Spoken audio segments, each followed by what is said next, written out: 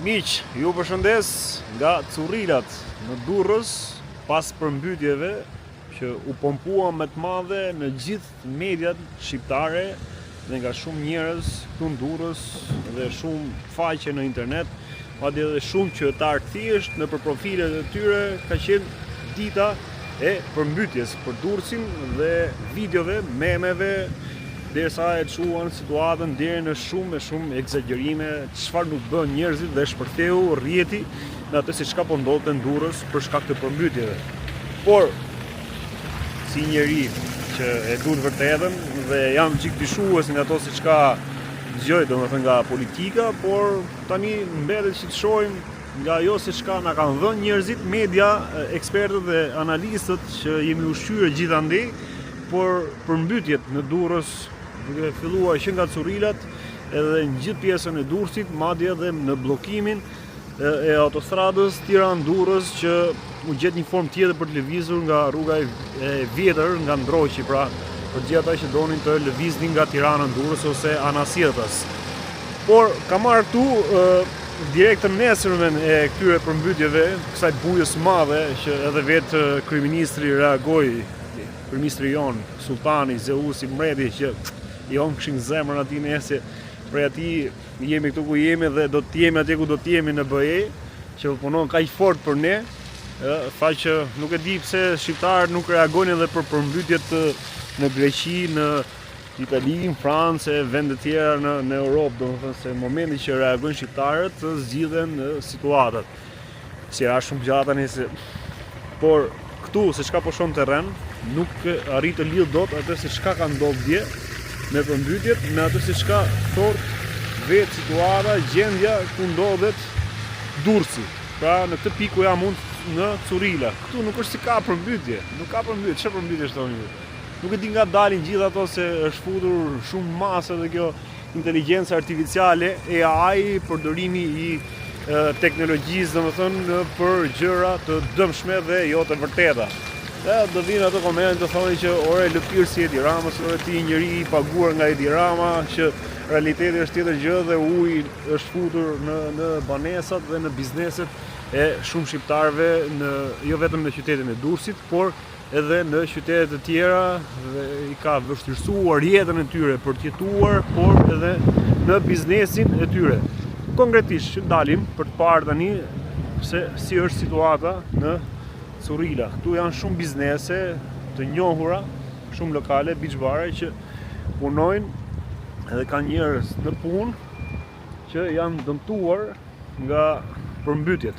Kjo është ajo se çka do doja unë të pasqyroja sot, çfarë po ndodh domethënë pas asaj që ndodhi. Pra, okay, shteti jon nuk i mori masat paraprakisht njoftonte bizneset ose vetë dilte në terren dhe të pastronte kanalet ose gjitha ato format e tjera për të parandaluar ose për të minimizuar pjesën e kësaj masakre, domethënë që është shkaktuar nga vetë dora e njeriu që ka ndërtuar vend e pa vend, pas një lloj kriteri, pa lënë dhe pa ndjekur ato kushtet dhe kriteret kryesore të ekspertëve që i kanë ndarë për sa i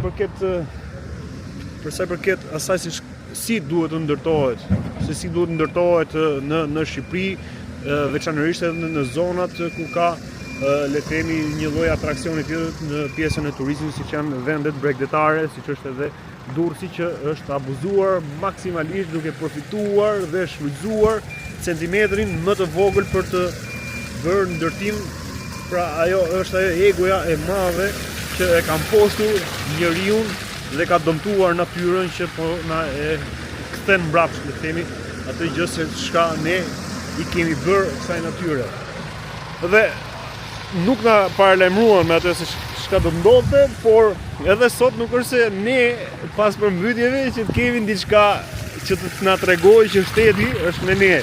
Qoftë pushteti lokal, qoftë edhe ai qendror, pra qoftë edhe kryetari i bashkisë Durrësit, por qoftë edhe nga vetë emergjencat ose Ministria e Mbrojtjes, kryeministri, emergjencat kombëtare, civile, të fushave të tjera, ekspertë të ndryshëm që ka Shqipëria dhe që janë gjithmonë të gatshëm, siç është rasti konkret në këtu, në këtë që çka ka ndodhur me rënjen e sasive të mëdha të dherave që janë lart në këtu në Curila, pas rreshtjeve që janë derdhur, janë shkarkuar gjitha këtu. Ne shohim një ditë pas përmbytjes, shohim vetëm një ekskavator me një zotëri të nderuar që është duke punuar aty vetëm për të hequr të sasi dheu.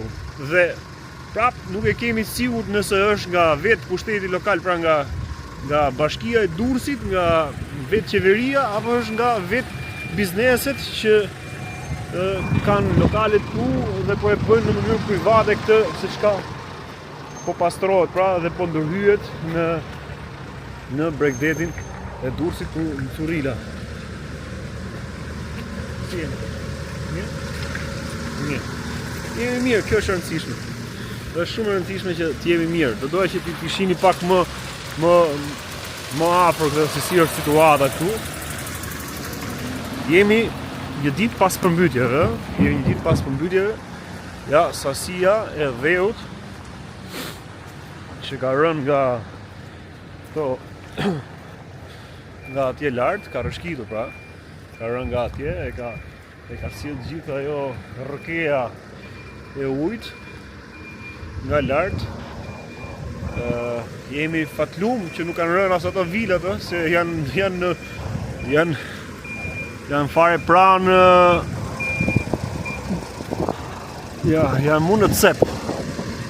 Janë mund në cep të Kodrës, dhe jemi fatlum që s'kanë rënë as ato vilat.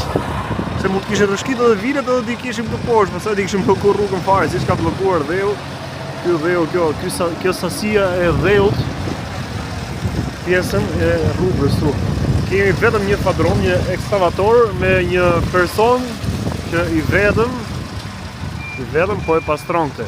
Nëse kjo është një sasi shumë e vogël, ne kemi atë autostradën Tiranë-Durrës deri tek thesa e Rinasi që kanë muaj të tërë që punojnë atje me 3-4 njerëz. Ishte thënë hera e fundit që të hapi tani në janar, po edhe në janar me sa duket s'u hap, ka akoma punë atje.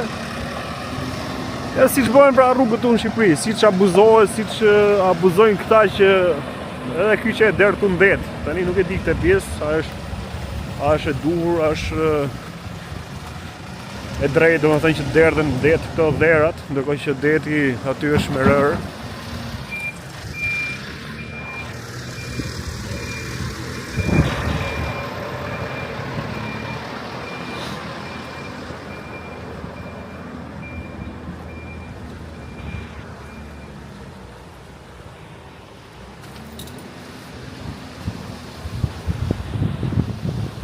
Ja pra, kjo është situata. Kjo është situata në Curila, në Durrës. Dje ka qenë akoma më keq, përtej atyre se çka thashun në fillim që dukeshin më shumë si montazhe, por ata njerëz që jetojnë këtu në Durrës, kryesisht në Curila,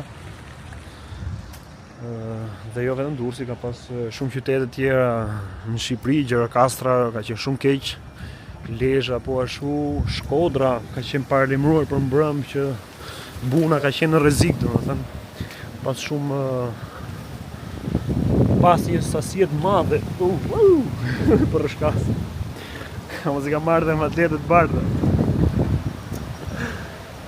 Pas një sasie të konsiderueshme të rreshjeve që kanë rënë,